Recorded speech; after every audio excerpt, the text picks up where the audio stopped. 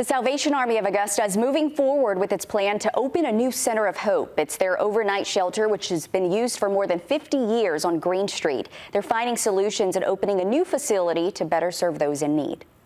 It's a project in the early stages. Crews at work cleaning and clearing out an old vacant building located on Hill Street.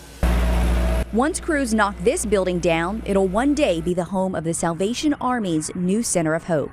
We're excited about these early steps and moving forward and trying to better serve those in our community who are in need.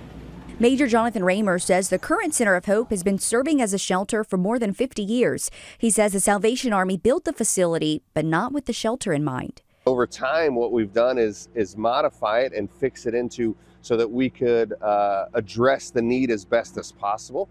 However, because of the building being the way it is, there are only certain things we can do in order to make it conducive to be a homeless shelter. He says having a new Center of Hope would change that and allow them to do more for the increase in people they're seeing at the shelter. So often when we view of homelessness, we think of men, but really the reality is right now we have more women and children in our Center of Hope than men.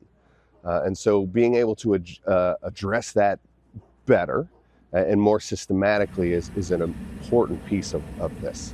Major Raymer says they're still in the beginning stages of the design, but do want to create areas specifically for men and women, as well as community spaces to hold clinics. Within the Salvation Army, they move the majors around, and I know I've got one shot at this, and really our community has one a shot at this to make as big as impact as possible. And so we're taking that very seriously and want to make the most impact as possible for those experiencing homelessness.